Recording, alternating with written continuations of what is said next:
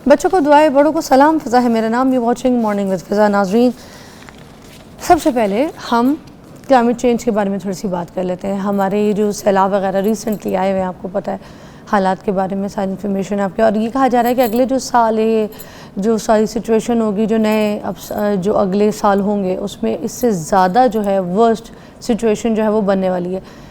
अब ये इसलिए बन रही है क्योंकि पहले इतने बड़े बड़े सैलाब नहीं आते थे।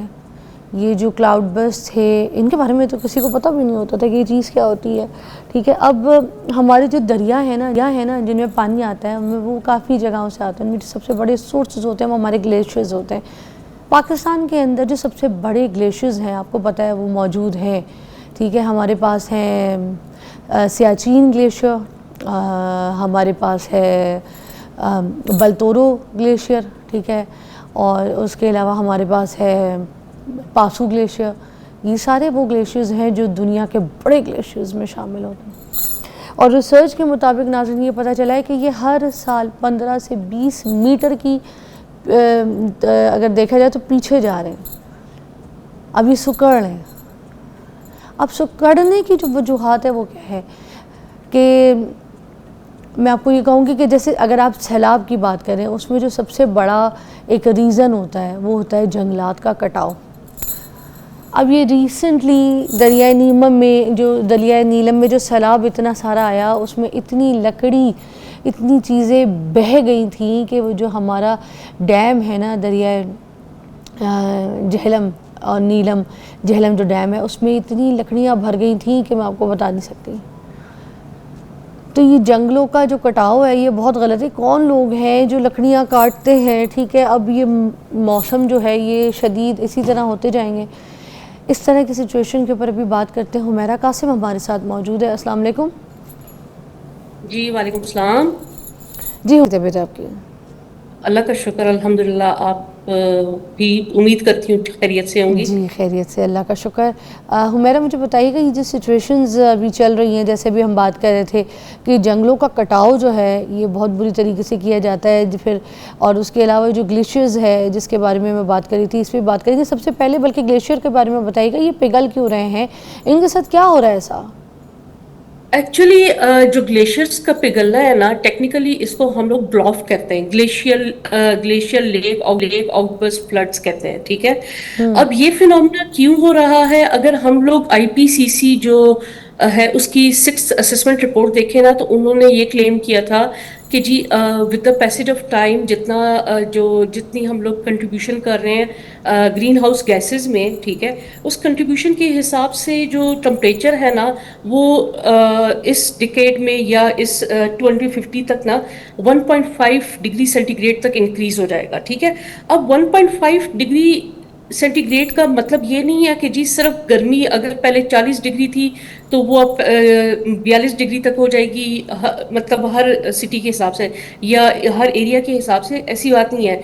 सिर्फ टेम्परेचर का बढ़ने का मतलब ये है कि ओवरऑल हमारा जो पूरा इकोसिस्टम है ना, वो बेसिकली डिस्टर्ब हो जाएगा। जिसमें अगर हम लोग देख रहे हैं, जैसे हमारे मैदानी इलाके हैं साउथ में, इंतहाई शदीद गर्मी। अगर जैकबाबाद में पहले 50 डिग्री टेम्परेचर मैक्सिमम जाता था, अब आप रूटीन में सुन रही होंगी कि 52, 53, 55 डिग्री सेंटीग्रेड जा रहा है। ठीक है, इसी तरह हमारे जो नदरन एरियाज है जहाँ पे हमारे सारे ग्लेशियर्स हैं, वहां पे भी टेम्परेचर इंक्रीज हुआ है नॉर्मल से। ठीक है, अगर वहां पे नॉर्मल गर्मियों में अगर 30 या 31 तक टेम्परेचर था, अब वो 32 और 35 तक जा रहा है। ठीक है, उसकी वजह से जो हमारे ग्लेशियर्स हैं ना, उन्होंने मेल्ट करना शुरू कर दिया है। अब देखिए, सर्दियों में तो इंतहाई सर्दी होती है, ग्लेशियर्स मेल्ट नहीं हो सकते, मतलब पिघलना नहीं होता उनका। ठीक है, लेकिन गर्मियों में एक कांस्टेंट टेम्परेचर अगर उनको हाई मिल रहा है तो वो बेसिकली पिघलना शुरू हो गया है। अब वो पिघलने की वजह से ग्लेशियर अपने इकोसिस्टम छोड़ना शुरू कर देते हैं। ठीक है, वो पिघलना शुरू कर देते हैं और वो कमजोर हो जाते हैं। ठीक है, किसी भी टाइम वो जो है फटते हैं। ठीक है, और वो फिर सैलाब की सूरत में और सैलाब की सूरत में या उस फ्लड की सूरत में नीचे आते हैं। ठीक है, अब वो नीचे आने का प्रोसेस उनका ऐसा है कि वो साथ बहुत सारा डेब्री लेकर आते हैं। डेब्री मीन्स कि वो बहुत सारे मतलब पत्थर, बोल्डर्स, मड, लैंडस्लाइडिंग, उस सारे एरियाज जो है वो साथ अपने साथ बहुत सारी चीजें लेकर आते मट्टी से भरा हैं। होता है जी ऐसे। हाँ, मिट्टी से भरा हुआ होता है। देखिए अभी रिसेंटली हमारा जो ये नदरन एरियाज में एक बहुत बड़ा वाकया हुआ है 22 अगस्त को हम्म। रिजर्व डिस्ट्रिक्ट में, ठीक है, हम्म। उसमें यही हुआ है कि सुबह के तकरीबन 4 बजे एकदम से जो है वो ग्लोफ का इवेंट हुआ, ठीक है, मतलब ग्लेशियर अपने साथ मड स्लाइड और लैंडस्लाइड लेकर आया, हम्म। और सुबह के 4 बजे एकदम 300 घर एंड अक्रॉस 6 विलेजेस जो है वो लेकर आया पानी और ये सारी चीजें, और एक लेक सा बन गया, ठीक है। और उस लेक की जो वो थी ना लेंथ, वो तकरीबन 7 किलोमीटर तक वो फैल गया, हम्म। ठीक है।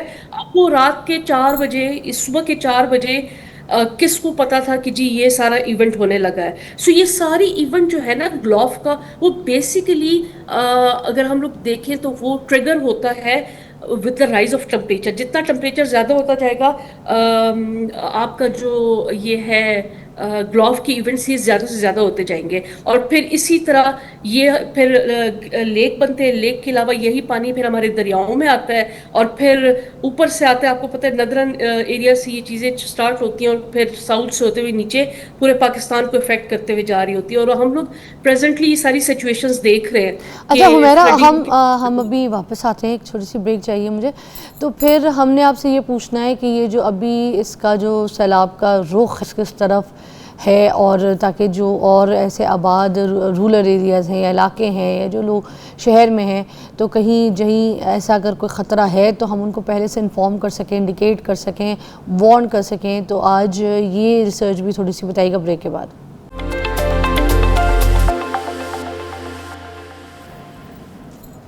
नाज़रीन, मेरे ना एक बात समझ नहीं आ रही, ये जिस तरीके से हर साल जो सैलाब आते हैं, हर साल हम अगले साल के लिए सिर्फ ऐसे इंतज़ार करने में बैठ जाते हैं कि यार पिछले साल जो थी वो तबाही आई थी, इस साल जो है ना वो कब आएगी।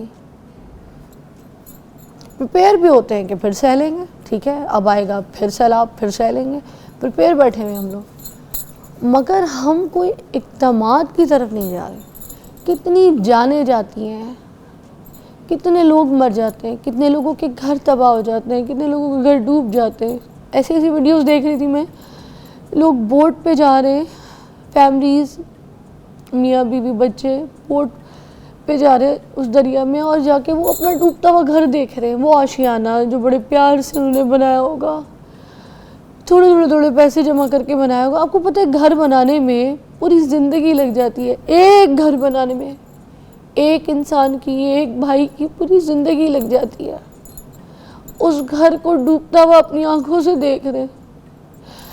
बच्चों की लाशें निकाली जा रही हैं सवात से, पत्थरों के नीचे ऐसे ऐसे बच्चे, छोटे 2-2 साल के, 3-3 साल के बच्चों की लाशें निकाली जाती हैं। बीइंग अ फादर, मदर, सोचे कीचड़ में लपटी, पहचानी भी नहीं जा रही किसके लगते जिगर हो, किसके आशियाने से ये बिखरे हुए पंछियों पे। क्या हम हर साल ये इंतजार करेंगे कि हम अपना बच बचाव करेंगे, या कुछ हम आगे सोचेंगे? किसी ने तो दुनिया में सोचा होगा ना कि इसके आगे का हल क्या है, किस तरीके से कंट्रोल करेंगे। देखिए ये वाली सिचुएशंस तो मज़ीद हर साल बदतर से बदतर होंगी, मगर अब हमने क्या सोचना है, हमारी गवर्नमेंट ने क्या सोचना है, हमारे इदारों ने क्या सोचना है। रोज़ सुबह के मुझे इस तरह की न्यूज़ देनी पड़ती है। अल्लाह की कसम दिल नहीं करता, शो करने का दिल नहीं करता, आने का दिल नहीं करता, बहुत तकलीफ होती है। जो बारिशें देख के हम लाहौर में बड़ा खुश हो रहे होते हैं ना, फुहार, मौसम अच्छा, ठंडा मौसम, कि बारिश किसी के लिए कितनी भारी पड़ रही है, क्योंकि उसका कोई इंतज़ाम नहीं है। इसका सलूशन पूछते हैं हुमैरा कासिम, साथ है हमारी। मुझे बताइए हुमैरा, क्या सलूशन है उसका? प्लीज़ कोई ऐसा हल बताइए जो आगे हम इसको काबू पा सकें। हम इंतज़ार में बैठे हुए, अगले साल मज़ीद, उसके बाद मज़ीद। कितने घर और तबाह होंगे, कितने बच्चों की लाशें उठाएंगे हम। थैंक यू फिजा। अच्छा, इसमें फिजा ऐसा है कि इसके दो तीन तरह के डिफरेंट सॉल्यूशंस हैं। एक तो इंजीनियरिंग और इंफ्रास्ट्रक्चर सॉल्यूशंस हैं, दूसरा नेचर बेस्ड या इकोसिस्टम बेस्ड सॉल्यूशंस हैं। ठीक है, सबसे पहले तो अगर हम लोगों ने ये लेक या ये ग्लॉफ जो है इसको अवॉइड करना है ना, तो हमें चाहिए कि हम उन एरियाज में थोड़ा सा डाउन स्ट्रीम जाके स्पिलवेज बनाए, ड्रेनेज चैनल्स बनाए, सेपियंस बनाए, और ग्रेजुअली जो है ना वो वाटर को जो ग्लेशियल ये ग्लॉफ से आता है, before reaching the critical points उसको सेव करें। ठीक है, कुछ प्रोटेक्टिव स्ट्रक्चर्स की तरफ भी हम लोग जा सकते हैं, जैसे embankments, check dams, gabion walls और रिटेंशन बेसिन्स जो है ना ये डाउन स्ट्रीम, उसको हम लोग इम्बैकवर्ड्स क्या है? जी, इम्बैकवर्ड्स क्या होता है? एम्बैंकमेंट्स ना ये इसके इम्बैकमेंट्स साथ नहीं मुझे पता। जी, क्या होता है? ये एक इंजीनियरिंग, ये बेसिकली एक इंजीनियरिंग स्ट्रक्चर होता है। हाँ। ये इंजीनियर्स आपको ज़्यादा बेहतर बना सकते हैं, लेकिन हम लोग यही सजेस्ट करते हैं कि आप एम्बैंकमेंट्स, चेक डैम्स, छोटे छोटे चेक डैम्स और इस तरह की ना रिटेंशन पॉन्ड्स या ड्रेनेज चैनल्स बनाए कि ये पानी जब नीचे आए ना तो ये थ्रू प्रॉपर चैनल एक अपना रास्ता बनाते हुए आए, एकदम से सारी चीज़ों को, दरख्तों को, जितना भी डेब्रीज या लैंडस्लाइड है इसको ट्रिगर ना करे, और रिटेंशन वॉल्स या गेबियन वॉल्स जो है ना वो एटलीस्ट उनको कंट्रोल कर सके, उनको एक स्टॉपेज लगा सके। फिर हम लोग को अभी जो करंटली जो सिचुएशन चल रही है ना फिजा, उसमें हमें चाहिए कि क्लाइमेट रिजिलियंट इंफ्रास्ट्रक्चर, हमें क्लाइमेट रेजिलिएंट इंफ्रास्ट्रक्चर चाहिए। ठीक है, जिसमें ब्रिजेस, कल्वर्ट्स एंड रोड्स, जो कि ये जो फ्लैश फ्लड्स आते हैं ना या इस तरह की लैंडस्लाइड्स होते हैं उनको कंट्रोल कर सके। ये ऐसा ना हो कि जी एकदम से फ्लैश फ्लड आए तो रोड्स और ब्रिजेस और कल्वर्ट्स जो है उस पानी के साथ ही बह जाए। ठीक है, तो क्लाइमेट रेजिलिएंट इंफ्रास्ट्रक्चर की हमें इस वक्त शदीद ज़रूरत है। फिर ये है जो सबसे बड़ी बात है कि फॉरेस्ट्रेशन, एफॉरेस्ट्रेशन और रिफॉरेस्ट्रेशन की हमें बहुत शदीद ज़रूरत है। अनफॉर्चुनेटली आपने खुद ही इस प्रोग्राम के स्टार्ट में बताया कि जी पूरे जो लकड़ी डैम जो थी वो लकड़ियों से भर गया था। तो ये अनफॉर्चुनेट मुझे बताइए कि दरिया नीलम में जो सैलाब आया था, ये लकड़ियां कहाँ से आई?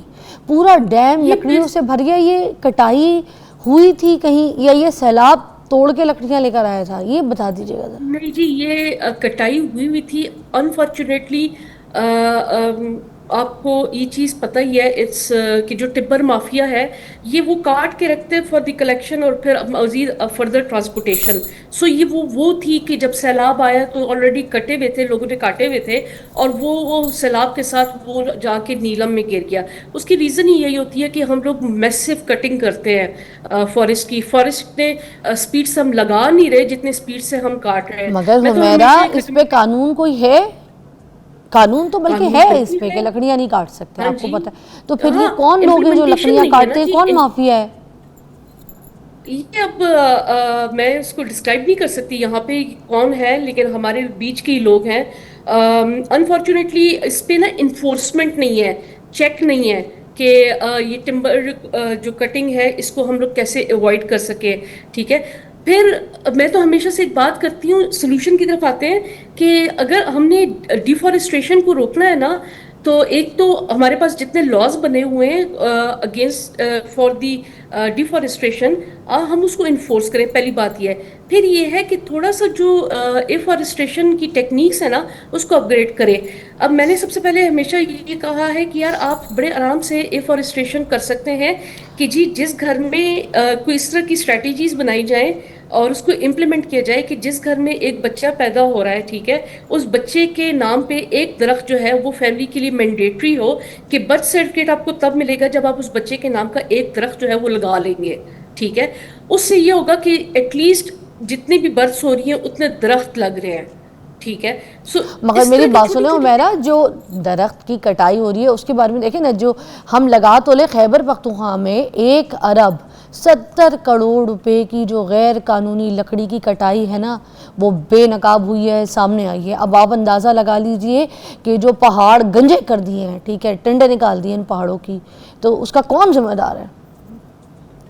अब इसमें जो देखिए जी, सरकारी एहलकार है ना वो भी तो बीच में शामिल है। जी अनफॉर्चुनेटली देखिए जी, ब्लैक शीप्स हर जगह पे होती हैं, लेकिन ऐसा भी नहीं है कि इसको हम लोग रोक ना सकें। Definitely good people are there हमारी ऑर्गेनाइजेशंस में, हमारी गवर्नमेंट में बैठे हुए हैं। सो थोड़ी सी ना उनको हमें मतलब इसको as a on policy level, on enforcement level इस पे काम करना पड़ेगा, ठीक है, ताकि हम इस कटाई को, इस डिफॉरेस्टेशन को कंट्रोल कर सके।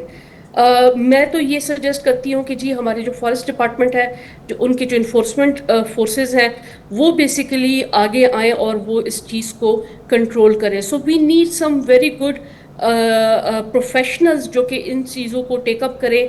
देखिए, आप दरख्तों की जियो टैगिंग कर लें, ठीक है, कि जी अगर दरख्त कटते हैं तो वो एक ऐसा सिस्टम है कि जो आपको अगर दरख्त कटता है तो वो जियो टैगिंग से एटलीस्ट ये इंफॉर्मेशन आ जाती है कि जी वो मूव कहाँ कर रहे हैं इस वक्त, ठीक है, या कट गए हैं या उनकी कोई नहीं है। हमारे यहाँ तो हिसाब किताब भी नहीं है ना कि कितने दरख्त लगे हुए हैं, काउंटिंग कभी कोई प्रोसेस नहीं है। अभी अगर कोई फॉरेस्ट डिपार्टमेंट ने कुछ स्टार्ट किया हो तो that's not in my information, लेकिन जनरलाइज सी मैं बात कर रही हूँ कि जियो टैगिंग कर सकते हैं हम लोग, हम उनको रोक सकते हैं।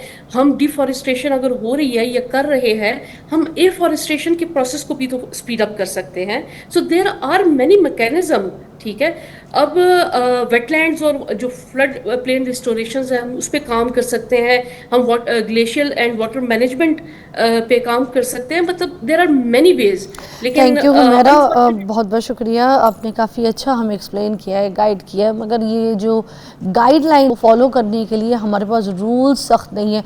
ये गवर्नमेंट का काम है हर तरीके से कि गवर्नमेंट अपना जो है ना ये कानून सख्त करे।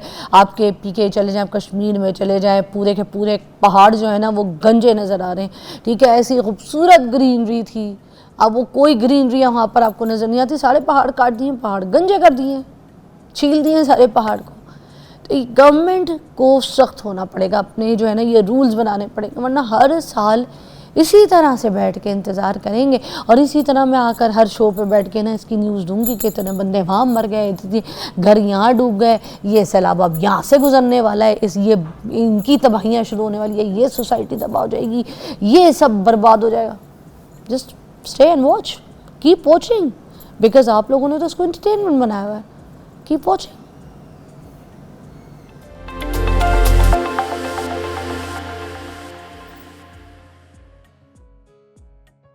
Welcome back. हमारे साथ मौजूद हैं हकीम इसहाक साहब, और हकीम इसहाक सुल्तान साहब जो हैं, आज इनसे हम बात करेंगे जो जिस्म की थकावट है। अमूमन मोस्टली हम लोग थके थके रहते हैं घर पे, कुछ दर्दें हैं हमें जिस्म में, थकावट की वजह से भी होती हैं, और हर थोड़ा सा स्ट्रेस का भी शिकार रहते हैं। तो ये जो सुस्तियाँ हैं, काहलियाँ हैं, और लो एनर्जी, नींद आते रहना, गिरे रहना, निर्ढौल, और कंधे झुका के आपने बैठना है, कंधे झुका के आपने चलना है, और बड़ा एक स्लो मोशन अपनी ज़िंदगी को लेके चलना है। बोल रहे हैं तो निढाली में बोल रहे हैं, सुन रहे हैं तो बेदिली से सुन रहे हैं, हर वक्त थकावट थकावट, किसी काम में दिल भी नहीं लग रहा।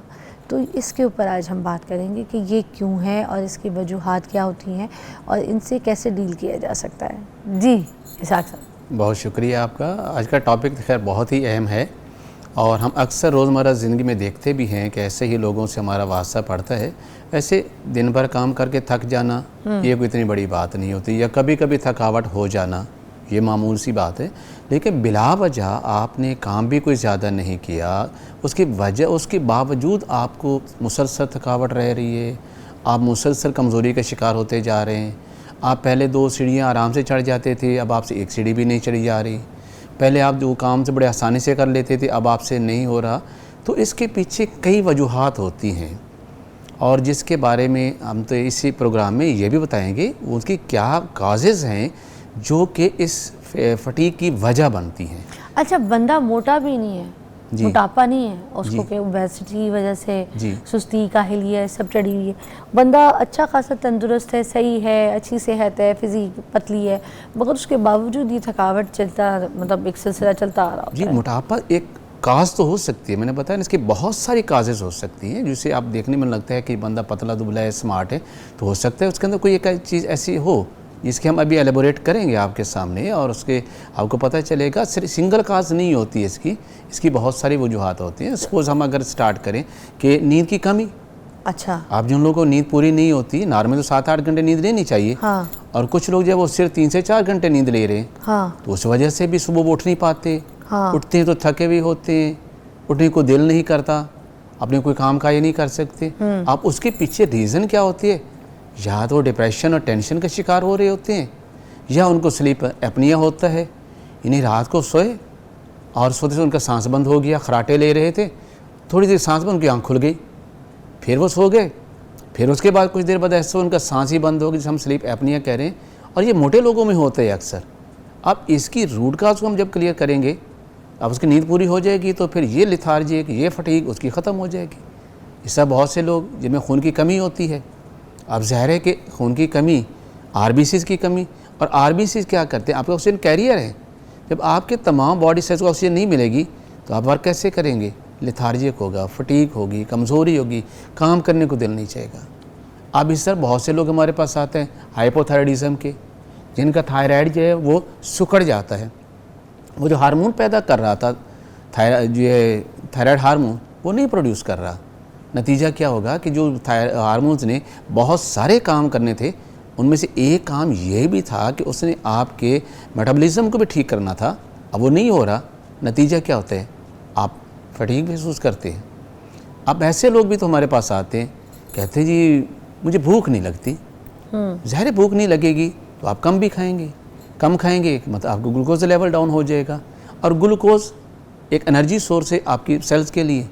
जब उनको नहीं मिलेगा सेल्स को एनर्जी, तो कैसे काम परफॉर्म करेंगे? तो वो भी मुसलसल थकावट के शिकार हो कुछ जाएंगे। लोग हकीम साहब ये भी होता है कि सो रहे हैं तो सोए जा रहे हैं, आज सुबह सोए तो दूसरे दिन भी जाके 12 बजे भी नहीं उठेंगे। इसकी पक्की नींद, और सोते रहते हैं, सोते, इतनी काहली, इतनी सुस्ती, और नींद की खुमारियां चढ़ी हुई होती हैं। नहीं, इसकी देखना अगर मगर तो वो इसका आप मुझे ब्रेक के बाद जवाब दें कि जो इतनी खुमारियां, इतनी नींद है, ये बॉडी में कहाँ से आ रही है? कुछ लोगों को तो नींद ही नहीं आ रही, कुछ लोग सो रहे हैं तो 2 दिन लाश की तरह पड़े सो रहे हैं। इस पर बात करेंगे ब्रेक बाद।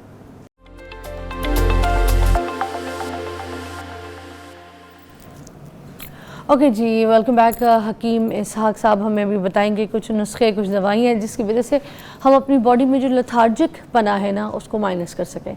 तो कुछ नुस्खे हमें अगर तजवीज़ करना चाहें, सबसे पहले तो आप इसके बारे में बता रहे थे जिनको नींद नहीं आती सही रात, है ना, और वो सारा दिन जो है ना अपनी नींद पूरी ना करने की वजह से लथार्जिक रहते हैं, सुस्त रहते हैं। मैंने इसकी 2 वजूहत आपको बताई हैं। पहले तो ये बताइए कि जब लोग एंग्जाइटी है, डिप्रेशन है और टेंशन के शिकार होते हैं, तो फिर इन लोगों को नींद नहीं आती। बात यानी वो अगर सोने की कोशिश भी, उनका दिमाग उनका जाग रहा होता है, लेकिन वो नींद आती है, सुबह उठते हैं तो इंतहाई थकावट का शिकार होते हैं। तो उसके लिए इस एंग्जाइटी और डिप्रेशन को ख़त्म करके नींद लाने के लिए हमारे पास जो हर्बल मेडिसिन है वो बहुत ही इफ़ेक्टिव है। और इसमें सबसे बड़ी बात एडिक्ट भी नहीं होती, जैसे कि बाकी नींद की गोलियां खाते हैं तो नींद नहीं खाएंगे तो नहीं खाया होती। हर्बल मेलेटोनिन, ये हमारे हर्बल के अंदर जब ये मेडिसिन है वो इतनी इफेक्टिव है कि आप रात के कहते हैं, मैं कहते दिन को भी आपको आराम से दोपहर खाने के बाद भी नींद आनी शुरू हो जाती है और बड़ी साउंड नींद होती है। साहब मुझे तो गर्म दूध अगर मैं पी लूँ, मुझे तो उससे भी बहुत अच्छी नींद आती है। मुझे तो ऐसे जैसे नशे में चली आती हूँ। दैट्स मीन आपको जो प्रोटीन चाहिए और आपको वहाँ से मिल जाता है। अच्छा। तो जिस वजह से आप बॉडी रिलैक्स हो जाती है, आपको उसको ग़िज़ा मिलती है, तो जैसे न्यूट्रिएंट्स को पूरे मिले तो रिलैक्स हो गई बॉडी। अच्छा, जैसे मैंने हमेशा से ना, हमारी अम्मी ने हमें पिलाया, उसके बाद मैं अभी तक पीती हूँ, हल्दी इलायची थोड़ी सी ना डाल के, तो उसको फिर देसी घी में थोड़ा सा ना हल्का सा उसको घुमा फिरा के, तो फिर उसमें दूध डाल के, शहद डाल के, तो गरम गरम अगर आप देखेंगे तो ये हमारे बैलेंस डाइट का एक पोर्शन है ना, तो आप हाँ, जिसमें आपको कार्ब भी मिल रही है, जिसमें आपको प्रोटीन भी मिल रही है, जिसमें आपको फैट्स भी मिल रही है, जिसमें आपको मिनरल्स भी मिल रही है। सो सारी चीज़ें तो आपकी बॉडी की ज़रूरत थी। नहीं होंगे रात को जब नेवर इसमें आपको बहुत, इसमें ऐसा नहीं, बड़ा बैलेंस है ये। और आप कौन सी बहुत से मिकदार में ले रहे हैं, बस एक कप लेती हूं, दैट्स ओके, आपकी बॉडी की ज़रूरत है। अच्छा, और ये सारी जिंदगी हर कोई पी सकता है? बिल्कुल पी सकते हैं, इसमें कोई, लेकिन एक लिमिट में रह के हम देखते हैं कि उसमें आप उससे बियॉन्ड द लिमिट जाएंगे तो ज़ाहिर फिर उसके अपने इफेक्ट्स भी मिलेंगे। तो हम बात कर रहे थे कि यानी वो नुस्खा जो आपको प्रॉपर नींद लाता है और आपको एडिक्शन भी नहीं होती कि बस ये गोलियों के बगैर गुजारा नहीं होता। चंद दिन इस्तेमाल करें, आपकी नींद पूरी होगी, डिप्रेशन ख़त्म हो जाएगा, और आपकी जो सुबह उठते ही जो कमज़ोरी, थकावट, उठने को दिल नहीं करती, सारा ठीक हो जाएगा। उसमें करना क्या है आपने, ये एक बड़ी खिशखाश आपके घर में मौजूद होती है आपने, और इसमें अल्लाह ने बड़ा ही नींद आवर इज़हार रखे हैं इसके अंदर। आपने 50 ग्राम ये लेने हैं। दूसरे नंबर पर आपके पास है तुख्मे काहू। इसके अंदर भी अल्लाह ताला ऐसे अल्कलॉइड रखे हैं जो कि आपको बहुत साउंड सी नींद देते हैं। तुख्मे काहू काहू ये बिल्कुल ऐसे छोटे छोटे बीज होते हैं, जैसे जीरे वाले जीरे के टाइप होते हैं, बट ये वाइट इन कलर है, छोटा छोटा सा ये भी ऐसे ही है ये। अच्छा। और 50 ग्राम ये। तीसरे नंबर पे चारों मगज़ हैं, जैसे हम खीरे का मगज़ कहते हैं, तरबूज का मगज़ है, खरबूजा, ये सारे के सारा के दिमाग को कुव्वत और ताकत देने वाली चीज़ें हैं। और चौथे नंबर ये सारे 50 ग्राम। और चौथे नंबर पर आपका बादाम, ये आपने 1 पाइया लेना है। अच्छा। और 5वें नंबर पर आपने कूजा मिश्री लेनी है, यानी ये भी चीनी की एक रिफाइंड फॉर्म है ये। अच्छा, आपके वैसे कुछ लोग पूछ रहे थे कि कूजा मिश्री जो होती है वो शुगर तो नहीं पैदा करती? नहीं, जो डायबिटिक है उनको तो मैं कभी भी एडवाइस नहीं करूंगा, उनपे नहीं डालनी, उनको नहीं डालनी, वो बाकी चीज़ों का पाउडर कर लें। मगर जैसे बच्चों को नींद नहीं आ रही जैसे है, बच्चों बच्चे को स्ट्रेस में सुबह स्कूल ऐसे जाना ही है, है, तो बच्चे रात को ये हम उनको जी बच्चों ये को भी सारी चीज़ें इकट्ठी करके पाउडर करके बना के रखने, ये पूरी फैमिली के लिए बेहतरीन टॉनिक है। ऐसा एक्चुअली कूजा मिश्री आप सिर्फ टेस्ट बनाने के लिए डाल, टेस्ट बनाने के लिए भी करते हैं इसमें। और ये एक ऐसा टॉनिक है जो फैमिली का हर मेंबर यूज़ करता है सिवाय जो डायबिटिक है। ओके। 1 चम्मच से 2 चम्मच दूध के साथ रात को ले लें, चंद दिन के अंदर आपकी जो ये नींद का प्रॉब्लम है ये बिल्कुल ठीक हो जाएगा। मतलब हमने दूध में उबाल के इसको करना नहीं, है बॉयल या? नहीं करना, गर्म दूध हो उसमें 1 चम्मच से 2 चम्मच आप इसमें मिक्स करें और पी लें। अच्छा। चंद दिन के इस्तेमाल से आप देखेंगे आपकी नींद इतनी कमाल की हो जाएगी, आप सुबह बिल्कुल फ्रेश उठेंगे। अच्छा, कुछ बच्चे ना मुंह में कोई पल्प आ जाए, ऐसे कोई पल को, तो वो ना फिर दूध नहीं पीते या कुछ खाते नहीं है। अगर हम इसको दूध में पका के इसकी तासीर, इसका जो सब इफादियत है वो दूध में निकाल लें और फिर छन्ने से पोनी से छान के दे दें, तो वो हमें प्रॉपर मिल जाएगा। जितने एक्टिव इंग्रेडिएंट्स हैं उस दूध के अंदर खुद ब खुद उसमें डिसॉल्व हो जाएंगे और आप स्ट्रेन करके आप उसे दे सकते हैं। क्योंकि मेरी फैमिली में जो बच्चे हैं ना, उस तरह के कोई बीज, कोई दाना, कुछ भी मुंह में आ जाए, गाढ़ा हो जाए, दूध छोड़ देते हैं। और तो दूसरी इसकी मैंने एक वजह बताई थी नींद ना कमी की, स्लीप एपनिया, यानी खराटे आना और उसके बाद सांस का बंद हो जाना। अच्छा। चंद सेकंड ही बंद होगा लेकिन इंसान की आंख खुल जाएगी। अब उसके बाद कुछ देर गुजरी फिर उसको यही हुआ, तो इस तरीके से वो रात भर उसको आँख खुलती है, बंद होती है, आँख खुलती है, नींद आती है, उसके पीछे नींद पूरी ही नहीं होती। तो ये ज़्यादातर प्रॉब्लम मोटे लोगों को ही होता है। अगर आप उनके मोटापे का इलाज कर लेते हैं तो स्लीप अपनी ऑटोमेटिकली क्लियर हो जाता है। और मैं जो आपको रेमेडी बता रहा हूँ, अगर कोई ये शख्स करता है 1 माह के अंदर 9 से 10 kg वेट कम कर लेता है बगैर किसी साइड इफेक्ट के। डोंट टेल मी, क्या है बताएं। यस, कमाल है इसमें फौरन। जी बिल्कुल इमीडिएट। अगर वो अपने डाइट को कंट्रोल करते हैं, अपने वो कार्ब को कंट्रोल कर लेता है, अपने यानी कार्ब में आप देखें कि आपका राइस है कार्ब में आ जाता है, आपकी चीनी है कार्ब में आ जाती है। अच्छा, राइस आपकी जो स्टार्च निकाल के अगर तब भी नहीं, बेल भी वो कार्ब है, आपको पता है। अच्छा, मतलब मुझे भी चावल छोड़ने पड़ेंगे। चावल बिल्कुल, एक वो दिन ना सिंप्लेक्स खाऊं फॉर्म तो ऑफ मुझे लगता है खाना कोई नहीं खाया। फॉर्म ऑफ द कम्प्लेक्स है जो इमीडिएट आपके शुगर लेवल को जो है वो बढ़ा देती है।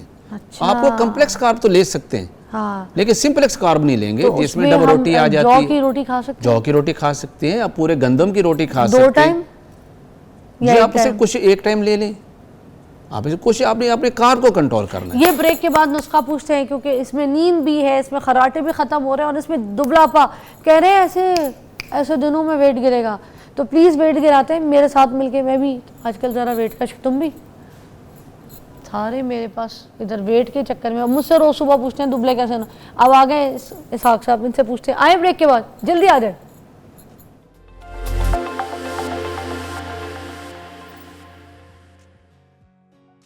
Welcome back. हकीम इसहाक साहब हमारे साथ मौजूद हैं और एक ऐसा नुस्खा बता रहे हैं जिससे एक तो खराटे जो मुसीबत बन जाता है वो खराटे नहीं होंगे, बार बार नींद नहीं खुलेगी, क्योंकि स्लीप जो है ना आपकी डिस्टर्ब रहती है। अगर आप बार बार सोएं और बार बार आप अपनी खराटों की वजह से या सांस बंद होने की वजह से, नाक बंद होने की वजह से आप उठ जाएं, तो ये सारा सिचुएशन को बैलेंस करने की, और साथ उसमें जो एडेड है वो ये कि बहुत जल्द महीने में आप 10 kg जो है गिरा देंगे। और अगर इसको 2-3 महीने इस्तेमाल करेंगे तो आप लगा लें कि 10-10-10 करके आप अपना सब कुछ गायब कर देंगे, सारा वजन निकल जाएगा। जी, वो बहुत बैलेंस नॉर्मल पे उनकी हाइट आ जो वेट आ। आपने भी तो लूज किया है, आपने कैसे किया? मैंने बिल्कुल यही किया जो मेडिसिन मैं आप लोगों को बता रहा, मैंने खुद यूज की है। आपका तो मुंह भी तो छोटा सा हो गया साहब, जब आपने काफी बड़ा था। जब मैंने 10 kg वेट कम किया तो सबसे इफेक्ट तो मेरे यहीं पर होना था ना। अगर मैंने 4 इंच अपने वेस्ट कम किया है तो एटलीस्ट अगर 1 इंच भी अगर ये कम होता है तो जैसे रिड्यूस होगा। आप कितने साल के, पूछ सकती हूँ? 60 हैं? Yes, I am 60 years old। इसहाक साहब, आपके कोई झुर्रियाँ नहीं है, आपके कोई और आपने इस उम्र में वेट लूज किया है, फिर भी स्किन टाइटनिंग के साथ। Exactly, there is no wrinkles, nothing, my नहीं। बेली इज 100%, लटकी तो नजर नहीं आ रही और आपको आप कहीं पे। एक्टिव भी इतना, आपके कदम इतने तेज चलाते हैं, आप ऐसे यूं यूं आते हैं, यूं यूं जाते हैं। मैं 1 घंटा वॉक करता हूँ डेली, कब? मॉर्निंग में नमाज पढ़ता हूँ, मैं शालामार गार्डन जाता हूँ, 1 घंटा पूरा वॉक करता हूँ। अच्छा, किस नियर स्पीड अबाउट में, है, किस स्पीड में करते हैं? एक जॉगिंग फॉर्म में करता हूँ, मैं ज़्यादा रनिंग तो नहीं करता, जॉगिंग अच्छा। फॉर्म में मैं करता हूँ उसको। और आपने जो वेट लूज किया उसमें ये नुस्खा शामिल है या बिल्कुल कोई ये और? नुस्खा है, प्लस मैंने अपने डाइट को कंट्रोल किया और 1 घंटा की वॉक की। और डाइट में क्या किया आपने? डाइट के अंदर मैंने जो जितने भी थे, चावल वगैरह बिल्कुल बंद कर दिए, मीठा वगैरह बिल्कुल बंद कर दिया, और रोटी इंतहाई कम कर दी, और बाकी जो चीज़ें थी मैंने या यूज़ आपको की। हमारे शो पे आके एहसास हुआ कि मैं बहुत खूबसूरत लग सकता हूँ? कोई शक नहीं है, इंसान को एज के किसी भी एज उसे अपने आप ने मेंटेन करना बहुत तो ज़रूरी आपने होता है। सबूत भी जो है ना साबित कर दिया, दिया है हमें सबूत। एज- मैं तो हैरान हूँ, आप लगते ही नहीं कहीं के 60, आप कैसे बोल सकते हैं आप 60 जी के? जी, आई एम 60 ईयर्स। 60 में कोई ऐसा मर्द जिसके मुंह पे कोई झुर्रियाँ ना हो, कोई रिंकल ना हो, कोई उसके डार्क सर्कल्स ना हो। और आप एक बड़ी काम की चीज़ नोटिस कीजिए जो मैं कर रही हूँ कि 60 की उम्र में ट्रेंड होती है। यहाँ पे मेरा जो ये भाई है, इधर आओ भैया, जल्दी आओ, जल्दी आओ, जल्दी भाग कर आया करो। ये देखें भाई मेरे, कितने साल के हो हैं? 28 साल दिखाए। 28 साल की उम्र में मेरे भाई को देखें, बाल गिर चुके हैं सारे, और वो 60 साल के, 60 समझते हो, 60 और उनके बाल देखो मेरे से ज़्यादा घने। क्या बात है, शुक्रिया मेरा भाई। तो ये मैं आपको मिसाल किसी की इंसल्ट करने के लिए नहीं दे रही हूँ, ये मेरा अपना भाई है, ठीक है, ये मेरा बच्चा है। 28 साल का बच्चा, आप देखें उसके बाल गिर रहे हैं, इतने हेयर फॉल, सारे जितने मेरे पास यहाँ पे बैठे हैं सब गंजे हैं। तो ये जो 60 साल की उम्र में इनके बाल ऐसे घने ज़बरदस्त, कोई हेयर लाइन नहीं, आपने कोई ट्रांसप्लांट तो नहीं किया? Never never, natural. सर मैं किस टॉपिक पे शो करूं? आज आपने मुझे मतलब हिला के रख दिया है। मैं ये, खैर आप नुस्खा बताएं, ये आपके जी। साथ अलग से शो करना पड़ेगा, और जी। ये पूरा आपकी सिर्फ जी लाइफस्टाइल, बिल्कुल, डाइट, बिल्कुल, मैं खाने पे करूंगी मैं। बिल्कुल एग्जैक्टली, मैं पूरा एलेबोरेट करूंगा इस चीज़ को जैसे आपके आपकी सामने। बाल, स्किन, झुर्रियाँ, दुबलापन, सारा डिस्कस होगा। No doubt। ठीक है, अच्छा जी, जी। इसके अंदर आपने लेना है 1 नंबर पे आपका ये, जैसे हम कालो सिंध कैसे हैं, तुम्मा लेना है आपने जी। सपोज आपने 50 ग्राम ले लिया, 50 ग्राम आपने राई लेनी है, इसे हम सुर्ख राई कहते हैं। अच्छा। और 50 ग्राम आपने गंधक आंवला सार लेना है। ये 3 अज्जा ऐसे हैं जिनको आप लेके ग्राइंड कर रहे हैं, पाउडर मिक्स कर रहे हैं, और 00 का कैप्सूल, ये तकरीबन 1 ग्राम की डोज बनती है। 00 का मतलब 1 ग्राम, सुबह दोपहर शाम।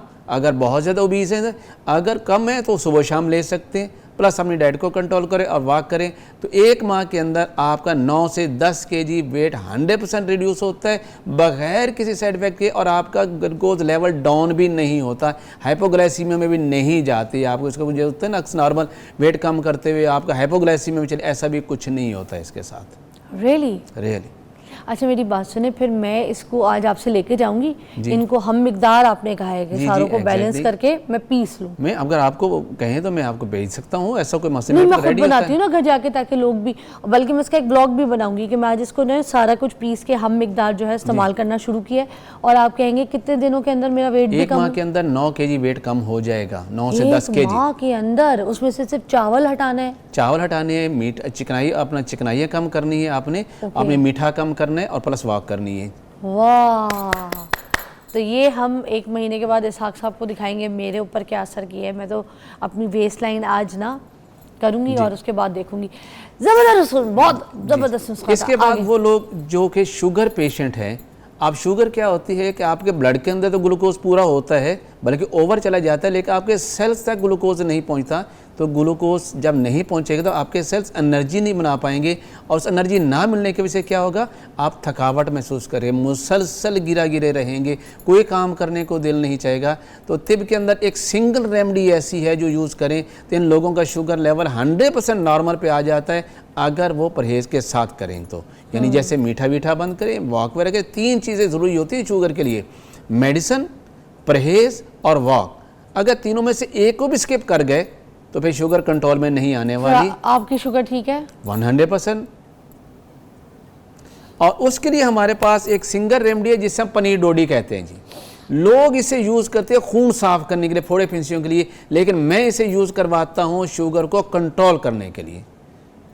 सिर्फ इतना करना है कि इसमें से 5 दाने ये इस तरह के हैं, ये देखेंगे इस तरह के 5 दाने रात को 1 कप पानी में भिगो दें, सुबह जस्ट वो पानी निथार के पी लेना, इस दवाई को फेंक देना है। अच्छा, मैं ये क्योंकि मैंने शुरू किया हुआ है, मैं पी रही हूँ, काफ़ी टाइम हो गया, अब 2-3 महीने हो गए, मगर मुझे ये नहीं पता कि इसको धोना है पहले साफ ये पहले कोई भी हार्बो पहले उसको धोएंगे। अच्छा, जहरें वो आपको जंगल से आती हैं, उसपे कोई डस्ट वगैरह क्योंकि मैं कुछ जब पानी भिगोती हूँ सुबह ना, वो थोड़ा ऊपर से मट्टी आ नहीं जाती है। वैसे अच्छी तरह रनिंग वाटर से धोएं और उसको भगो दें, फिर भिगो दें। अच्छा, या दूसरा अगर ये लोग इसको थोड़ी सी कड़वा टेस्ट से पसंद नहीं करते तो इसको पाउडर करके रख लें और 500 मिलीग्राम का कैप्सूल आधा ग्राम सुबह शाम 1-1 कैप्सूल खाली पेट खा लें, तो इससे उनका शुगर लेवल जैसे कंट्रोल होगा, मतलब ग्लूकोज सेल्स तक पहुंचना शुरू हो जाएगा, सेल्स को एनर्जी मिलनी शुरू हो जाएगी, तो वो जो थकावट मुसलसल रहती है, ग्रानी रहती है, कमजोरी रहती है, नकात रहती है, वो उससे ठीक हो जाएगी। सर मैंने सुना है इसमें लिपोमा का भी इलाज है, कुछ लोग बिल्कुल ऐसे जिनको बिल्कुल है। लिपोमा हो जाता है। लिपोमा क्या है? आपके एक्यूमुलेशन ऑफ द फैट्स है, चर्बियां इकट्ठी हुई है ना, तो एक्स्ट्रा चर्बी को खत्म करता है, ये मेटाबॉलिज्म को बेहतर करता है और आपकी चर्बियां इकट्ठी नहीं होती। तो अगर कोई लिपोमा की सर्जरी कराने के लिए जा रहा है और उसको पहले ये ट्राई कर ले, कितने ये टाइम मैंने उसको बहुत पीना सारे पड़ेगा? केसेस में लिपोमा, ये बड़े लिपोमास हैं वो भी रिड्यूस है, लेकिन उसको टाइम जरूर लगता है, लेकिन वो रिड्यूस हो जाते हैं। अच्छा, टोटली तौर पे क्लियर हो जाते हैं। कितने का आप लिपोमास का ऑपरेट करवा लें, नंबर ऑफ लिपोमास होते हैं बॉडी के ऊपर, एक तो नहीं होता, जगह जगह गिल्टियाँ मर रही होती है। हाँ, जो आपको कॉस्मेटिक इफेक्ट दे रहे हैं, यानी आपके यहाँ पर आ रहा है, यहाँ पर आ रहा है, जो अपीयरेंस दे रहा है या बहुत ज़्यादा पेन दे रहा है, उसको तो आप मजबूरी है आपकी ना, और कॉस्मेटिक इफेक्ट देखना बुरा लग रहा है, उसको करवा लें, लेकिन बाकी बॉडी का इलाज करवाएं ताकि अंदर ये बने ना। अच्छा, उसे निकालने के बाद क्या होगा कि बाकी बॉडी पे बनने का प्रोसेस तो खत्म नहीं होगा, वो तो रहेगा।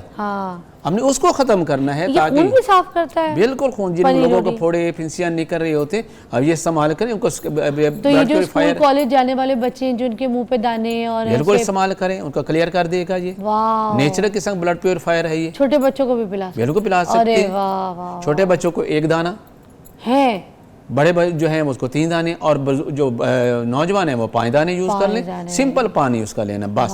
आप भी यूज करते हैं? बिल्कुल, मुझे जरूरत महसूस नहीं कि मुझे कभी दाने निकले नहीं है। और जो शुगर के पेशेंट लोग हैं उनके लिए उनको अल्हम्दुलिल्लाह इससे बिल्कुल, बल्कि उनको तो मैं कैप्सूल फॉर्म में देता हूँ, इसको ग्राइंड करके इसको 500 मिलीग्राम कैप्सूल सुबह शाम देता हूँ, तो अल्हम्दुलिल्लाह उनकी शुगर बिल्कुल नॉर्मल पे आज कंट्रोल हो जाती है। सर ये तो बड़ी सिंगल रेमेडी बताइए। फिर आफ्टर इफेक्ट कोई नहीं इसका। फिर वो लोग हम देखते हैं कि जिन लोगों की भूख बहुत कम होती है, जो खाना प्रॉपर नहीं खाते, जब प्रॉपर खाना नहीं खाएंगे तो ब्लड के अंदर ग्लूकोज लेवल क्या होगा? डाउन हो जाएगा। और वो जब ब्लड में ग्लूकोज लेवल डाउन है तो सेल्स तक ग्लूकोज नहीं पहुंच रहा, तो सेल्स एनर्जी नहीं प्रोड्यूस करे, तो क्या होगा? लिथार्जिक हो जाएगी, फटीग हो जाएगी, कमजोरी होगी, काम करने को दिल नहीं चाहेगा।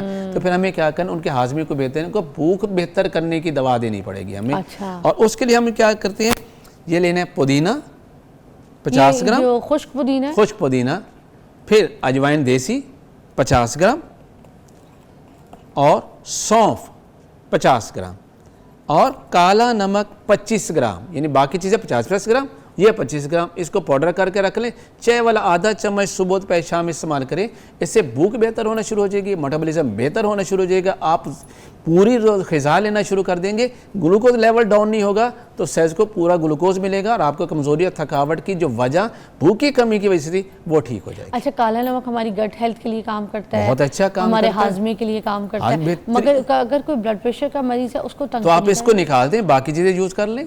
आप ये ना डालें, ठीक है, बाकी चीज़ें यूज़ कर लें। ये सिर्फ ये नहीं करता, बल्कि आपके कोलेस्ट्रॉल और ट्राइग्लिसराइड को भी कम करता है ये नुस्खा। अच्छा, हाँ, ये भी इसमें कमाल है। सर दोबारा बता दें, काला नमक बोला आपने? जी जी, मैंने पहले पूछा काला नमक 25 ग्राम, फिर मैंने कहा सौंफ 50 ग्राम। अच्छा, सौंफ 50 ग्राम है, काला नमक 25 जी, फिर मैंने कहा अजवाइन देसी 50 ग्राम, 50, और पुदीना 50 ग्राम। ये आपको पंसारी से लेना है, इसे हम जंगली पुदीना कहते हैं, ये खुद रॉ होता है। और ये ज्यादा तेज होता है बनिस्बत जो घर में आप ले आते हैं पुदीना उसकी निस्बत। सर हाथ में शक्ल दिखा दें इसकी एक बार, क्योंकि ये जंगली पुदीना, ये हमने इसको पाउडर फॉर्म में किया और इसी शक्ल में ये आता है, ये इस तरह के होगा ये।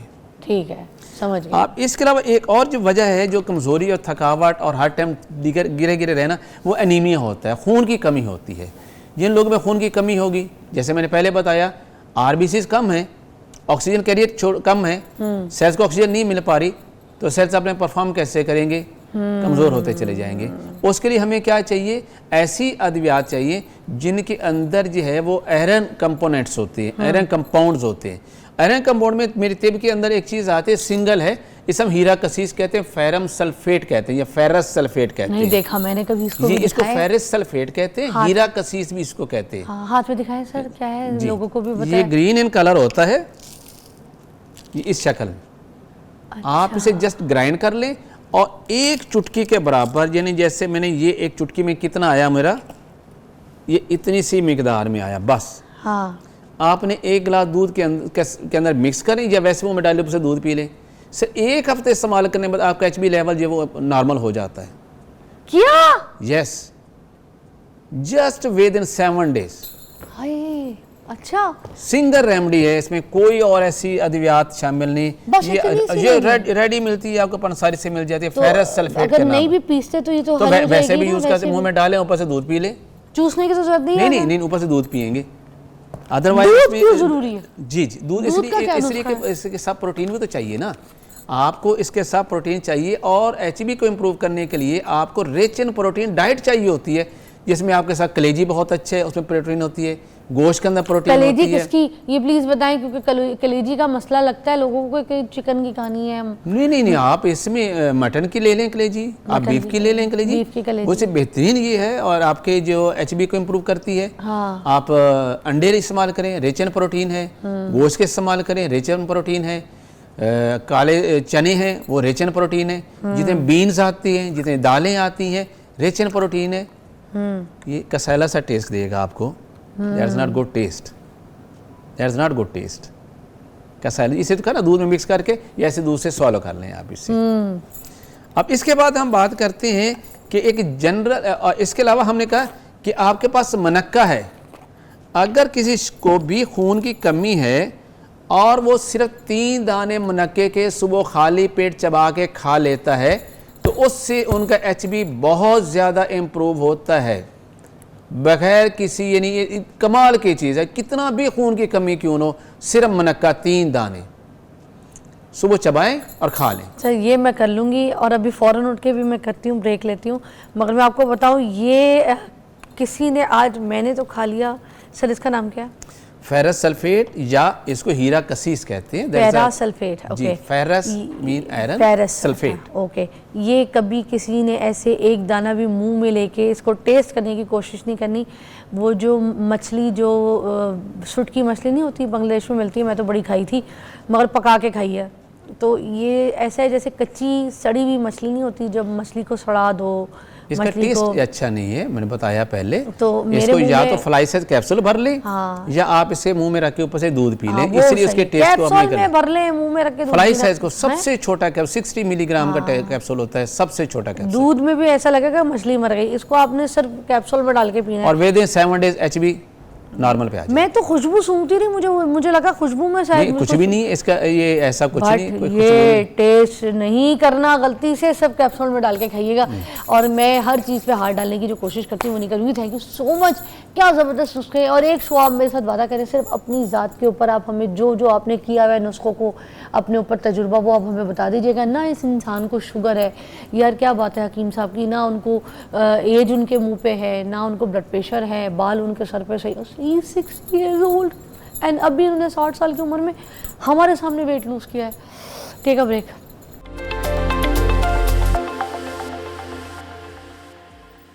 वाओ, हमारे पास एक बड़े अच्छे मेहमान मौजूद हैं। मेरे पास प्रोग्राम में पहले भी आ चुके हैं, विक्की बाबू इनका नाम है, और बड़ी जुगते मारी थी इन्होंने मुझे।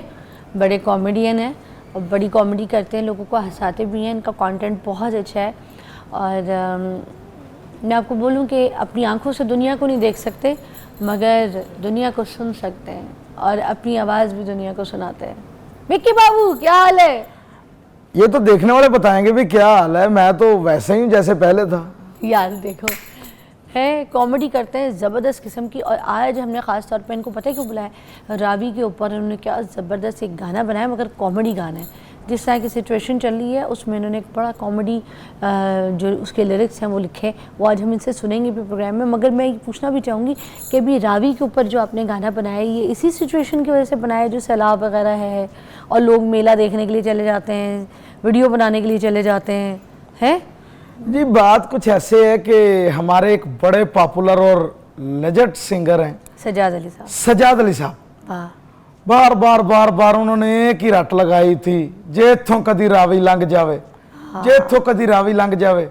हुण रावी लंघी है, मैनूं लगदा चन्हां वाले पासे रुख कर लिया उन्होंने। वाकई अच्छा, उन्होंने वो भी बड़ा अच्छा किया था, वो भी पानी के ऊपर ही था। पानियों पे चल रहे हैं कश्तियां भी, याद है?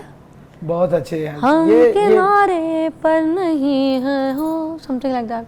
ये हमारे बचपन का सॉन्ग है। हाँ, अभी भी तो आप छोटे ही हैं, आपका बचपन का ही चल रहा है, अभी भी आपका बचपन ही चल रहा है, छोटे ही तो हैं आप। हाँ, ये तो मैं आपसे भी पूछूंगा तो आप भी कहेंगी कि मैं बचपन में ही हूँ, भले आप 55 की हो गई हैं। नहीं नहीं, मेरा कोई बचपन नहीं है, मेरे बचपन का ही गाना है, आपके बचपन का नहीं होगा, ये मेरे बचपन का गाना है। अच्छा, मैं बिल्कुल छोटा हूँ। आप बहुत छोटे हैं अभी। हाँ, मैं गलती अभी हो तो गई है। आपकी जिंदगी पड़ी है, अभी तो आपने जीना है। ये चैन की जगह चूसनी पहननी चाहिए थी मुझे। हाँ, अच्छा पहनी क्यों नहीं? वैसे एक बात है, चूची छोड़ी नहीं है अभी आपने?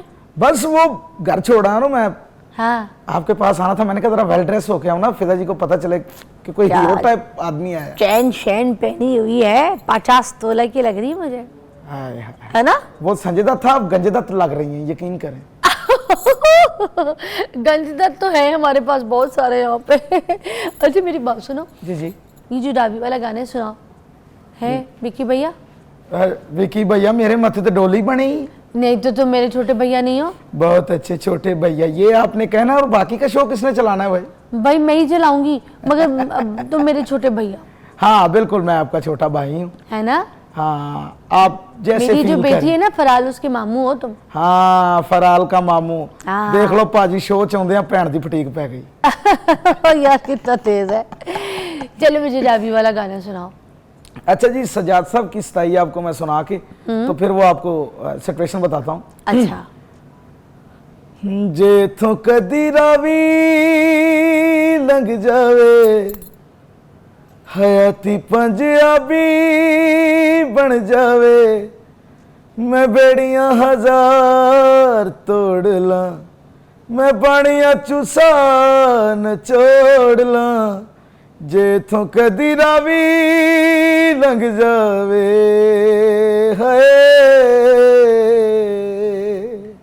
वाह, जे रावी विच पानी कोई नहीं ते अपनी कहानी कोई नहीं, जे संग बेली यार कोई नहीं ते किसे नू सुनानी कोई नहीं, अखां च दरिया कोल के मैं अपनी मोहार मोड़ ला, जे थों कदी रावी लंघ जावे, हाय।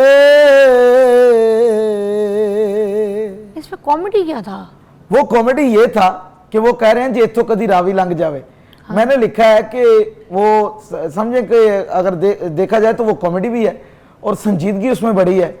वो गाना जो है वो यूं है कुछ, ले थू अज रावी लंघ गई है, वसे बियां नू सूली टंग गई है, दुखां दे नाल नाता जोड़ के ओ सुख साडे सारे रोड़ के, ले थू अज रावी लंघ गई है, हाय।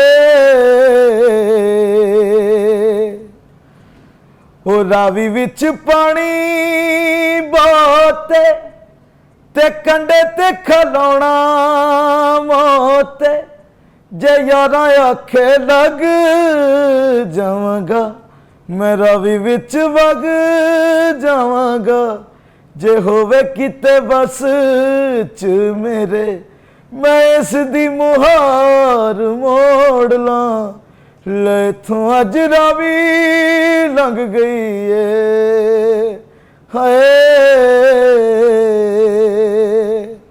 और इसका जो दूसरा शेर है वो दुआया शेर है। क्या है?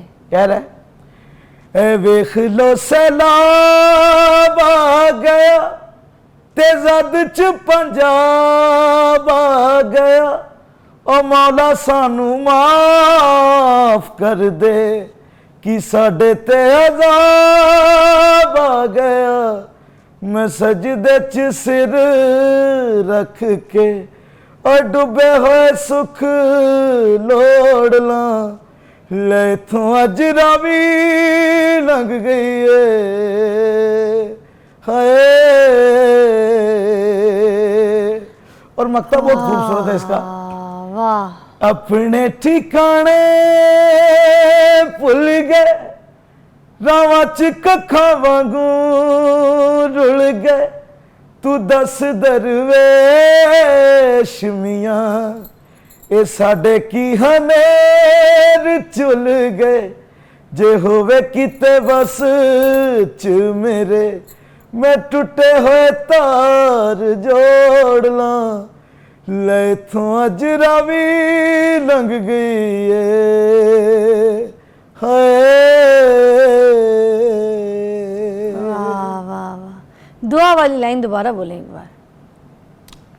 ए वेख लो सैलाब आ गया वाह, ये देखो, ते जद च पंजाब आ गया, हाय हाय, ओ मौला सानू माफ कर दे कि साडे ते अज़ाब आ गया। सच्ची बात है। मैं सजदे च सिर रख के और डूबे हुए सुख लोड़ ला, ले इथों अज रावी लंघ गई है हाय। आप तो देख भी नहीं सकते और उसके बावजूद आपने ये फील दिया है, और जो लोग अपना आशियाना, अपना घर अपनी आंखों के सामने डूबते देखे है ना, ये दर्द वही समझ सकते हैं। बात ये है कि हम लोग इसको फिल वक्त एंजॉय समझ रहे हैं, पिकनिक का सामान समझ रहे हैं। हमें ये पता नहीं चल रहा कि वो लोग जिनके मकान डूब गए, जिनका सामान डूब गया, जिनके बच्चे मर गए, उन लोगों की क्या फील है वो हमें नहीं पता। ये सॉन्ग कुछ ऐसा था जिसे लिखवाया गया, मैंने लिखवाया इकबाल दरवेश साहब से, कि ये एक समझ लें कि ये सिचुएशन ऐसी है कि इस पर कोई हंसी मजाक बनती नहीं है, किसी किस्म की नहीं बनती, ये ऐसी सिचुएशन है। और ये वाकई दुआ वाली बात है कि अल्लाह पाक जो भी हमसे गुनाह हुए हैं, जिस वजह से अल्लाह हमसे नाराज़ है, मालिक हमें माफ़ करे। और हम वो कहते हैं ना, हमसे कोई रूठा है तो हमने मनाना है, हमसे हमारा खुदा रूठा हुआ है, हम मना नहीं रहे। बिल्कुल ऐसे ही है। खुदा हम बारी गलतियों ताला पे की गलतियां कर रहे हैं विकी भाई, और हर साल इस बात का इंतज़ार करते हैं कि भाई जो पिछले टाइम बारिश हुई है, जो सैलाब आया है, इस दफ़ा उससे ज़्यादा आना चाहिए। हमें पता भी होता है, हम प्रिपेयर नहीं अपने आप को करके बैठे होते, बस हमें एंटरटेनमेंट का सामान समझ लिया। हम तो सिर्फ लोगों की जाने जाते देखते हैं, घर डूबते देखते हैं, फसलें तबाह होते देखते हैं, लोगों के पूरे पूरे ख़ानदान डूब गए हैं, लोगों की बच्चों की लाशें निकाल लें, 2-2, 3-3 साल की उम्र के बच्चे मट्टी में लथपथ, पत्थरों के बीच दबे हुए बच्चे, उनकी लाशें निकालते हैं। हमने वाकई ना कुछ ऐसा गलत किया है जिससे अल्लाह बहुत नाराज़ है। मैंने हमेशा कॉमेडी की है, और क्योंकि ये मेरा पैशन है, मैं करता हूँ, लेकिन आपने बात इतनी संजीदा की है कि बात ये है कि हम यहाँ बैठे हैं, आप हैं, मैं हूँ, हमको ये पता नहीं है कि हमने बाहर जाना है तो क्या हमने सही सलामत अपने घर भी जाना है या नहीं जाना। हमारा कोई मर जाए तो 3-3, 4-4 दिन, बल्कि कई लोग तो महीना महीना सोग से नहीं उठते, तो लोगों के कई मर रहे हैं, तो हम लोग उस पर रील्स बना रहे हैं, टिकटॉक पर स्टोरी लगा रहे हैं, फेसबुक पर लगा रहे हैं, इंस्टाग्राम पर लगा रहे हैं। क्यों ऐसा हो रहा है? हम क्यों खुदा बारी ताला की ज़ात को राज़ी नहीं कर रहे, जिसने हमें पैदा किया, अल्लाह परवरदिगार ने? अगर हम उससे सजदे में जाके एक मरतबा माफ़ी मांग लेते हैं तो क्या वो हमसे राज़ी नहीं होगा, जो 70 माओं से ज़्यादा प्यार आप करता है? देखें ना, आपकी अम्मी आपसे नाराज़ हो जाएं तो क्या करेंगे आप? मैं अब्बू का सहारा लूँगा, यकीन करें। तो हमें भी अपने नेक अमाल का सहारा लेना चाहिए ना। बिल्कुल नेक अमाल का सहारा लेना चाहिए। अम्मा अगर नाराज हो, एक बार ये हकीकत बात है कि बंदा पैरों में गिर के माफी मांग ले या वैसे कान पकड़ के सॉरी तो कर ले। आपके जो अब्बू हैं आपकी तरफ से आपकी अम्मी के पैरों पे गिर के माफी मांगते हैं? बहुत अच्छे। नहीं, ये बात अभी खुली नहीं थी, आपने खोल दी है। नहीं तो आपने खुद बोला मैं अब्बू का सहारा लेता हूँ अम्मी को मनाना, तो और आपने कहा ना पैरों पे गिर के। नहीं, मैंने कहा फिर अब्बू से भी आप यही करवाते होंगे, अम्मी को बोलते होंगे पैरों पे गिर के माफी मांगे, अब्बा अम्मा मुझसे नाराज है। नहीं, मैंने अपनी माफी खुद मांगनी होती है, वो अपनी माफी तो पता नहीं अब्बा किस को तरह बीच मांगता में है। क्यों डाला है फिर? बाबा को इसलिए डाला है कि बाबा जैसा शफीक कोई नहीं होता, वो शफकत ऐसी करते हैं। अरे कि शफकत वो आपके साथ करते हैं, आपकी माफी से क्या ताल्लुक है? अम्मी के आगे क्यों गुड़गुड़ा रहे हैं? बहुत अच्छी। उनको आप ये नहीं बहुत ही अच्छा है, तो कोई शक ही नहीं है। आपने अब्बा को ऐड किया है। मैं तो सिंपल पूछा था कि आपकी अम्मी आपसे नाराज हो तो क्या करेंगे, कहते हैं मैं अब्बा को बीच में डाल देता मैंने कहा मैं अब्बा का सहारा हूँ। आप लूंगा। अब्बू हैं? चाचू हैं? वो चाचू हैं। चाचू भी बाप की जगह होता है। हाँ, वो चाचू हैं। देखिए बात वो वैसे ही होता है। अब्बू का सहारा लेना इसलिए जरूरी है कि बंदा उन्हें समझा बुझा सकता है कि अब्बा जी ये मसला बन गया है, इन्हों इस तरह सोल्व करना। और तुसी दसो, तुसी पुराने पापी हो, इन्हों किस तरह सोल्व करना? पुराने पापी हो मतलब अब्बू सारी जिंदगी यही करते हैं, माफी मांगते हैं, घुटनों। जाहिर बात है भी होता है। अब्बू अम्मी से इतनी माफी क्यों मांगते हैं आपके? ये हमारे तो- भी अब्बू थे और भी आपके भी अब्बू होंगे, सबके अब्बू हैं माशाल्लाह। ऐसे माफिया तो नहीं मांगता कोई। आप जो मर्जी करें, आप मुझे नर्वस नहीं कर सकती। ये है कि शो के बाद मैं आपको नंबर दूंगा अम्मा का, तो उनसे बात करके पूछ लीजिएगा कि वो क्यों इतनी माफी मांगते हैं। नहीं, मैंने आपसे पूछना है, आप अपने घर के हालात बताएं मुझे। मैं अपने घर के हालात क्यों बताऊं आपको? भाई आपने अगर मुझे पहले बताया होता कि मैंने घर के हालात बताने, तो मैं अपने बिल वगैरह साथ लेके आता। नहीं, घर के हालात बिल से थोड़ी पता चलते, दिल से पता चलते हैं। वो दिल वाले हैं आप लोग। हाँ, दिल वाले, बिल्कुल दिल वाले। ये वो नहीं दिल वाले दुल्हनिया ले जाएंगे। नहीं, वो ट्रेंड पुराना हो चुका है, दिल वाले दुल्हनिया ले जाएंगे। अब आपके घर के सारे काम कौन करता है? घर के सारे काम मम्मा करती हैं, अब्बा करते हैं। अच्छा, तो काम जो अम्मी की मदद करने वाली कोई लेकर आएंगे? अम्मी की मदद करने वाली मैं जरूर लेके आऊंगा, यकीन करें। कब? जब अल्लाह ने चाहा तब। कोई आ गई जिंदगी में? फिजा जी, मेरी एक ना प्रॉब्लम है, क्या? मुझे समझ नहीं आती कि लोग मुझे अंधा अंधा क्यों कहते हैं। आप तो नहीं है। मैं अंधा नहीं हूँ। नहीं, इतनी बातें कर रहे हैं आप। फिर आप अंधी हैं। नहीं, अल्लाह ना करे। मैं आपको सुन तो सकती हूँ, बहरी तो नहीं हूँ ना। हाँ फिजा जी, मुझे प्यार हो गया। किससे? लड़की से हुआ प्यार। अच्छा। मैंने फिर अब्बा को बोल दिया, मैंने कहा अब्बा बस अब मेरी शादी हो जानी चाहिए है। हाँ। अब्बा आगे से माशाल्लाह मेरे से भी समझदार, क्या कहते? कहते हैं यार कैसी लड़की चाहिए तुम्हें? हाँ। मैंने कहा जी अंधी हो, लूली हो, लंगड़ी हो, बहरी हो, जैसी भी हो, भले मेरी तरफ से आप कूलर पे दुपट्टा डाल दे, मैं तो उसी को बीवी समझूंगा। क्या करते हो? हाँ, यकीन करें, वो लड़की मेरे को बहुत प्यार करती थी। हाँ। मगर उसने एक दफा मेरा दिल तोड़ दिया। क्या हुआ? मुझे कहती है अरे अंधे। मैंने कहा मुझे अंधा नहीं बोलो। कहती क्यों? मैं कहा अंधे को जरूरत से ज्यादा छेड़ो तो आंखों में इन्फेक्शन आ जाता है। यकीन करें फिजा जी, मैं अंधा हूं? ये सोफा है, मैं कोई अंधा हूं? नहीं। ये देखे स्पेस है, ये मेज पड़ा हुआ है, अंधा हूं मैं? नहीं। कुछ नहीं है। आपने लाल कलर की साड़ी पहनी है, ऊपर नीली पग बांधी है, अंधा हूं मैं? नहीं। बहुत अच्छे। पग वाला पॉइंट नहीं पड़ेगा तुसी? नहीं। मैं यही पहनी हूँ। नहीं पहनी? हाँ, यही पहनी हुई हूँ मैं। हाँ देखे ना, मुझे एग्जैक्ट पता चल जाता है। बड़ी बड़ी क्वालिटियां फिजा जी मेरे में है। मुझे खुद नहीं पता मेरे में क्या क्या क्वालिटियां फिजा जी। भाई विकी भाई, मेरी बहुत सारी दुआएं आपके लिए। ठीक है, आज सिचुएशन थोड़ी सी ऐसी थी, आज हम समझे कि मैंने इस प्लेटफॉर्म से आपके गाने को प्रमोट किया है। इनके गाने के ऊपर बहुत सारी रील्स बनाए, अच्छा जो है ना इन्होंने अशार उसमें इस्तेमाल किए हैं, अच्छे बोल हैं। सबसे बड़ी बात कि दुआ है, इस वक्त जो हमें दुआ चाहिए वो इनके इस गाने में है। सजाद अली साहब के गाने को इन्होंने और खूबसूरत बनाया अपनी और खूबसूरत दुआ के साथ।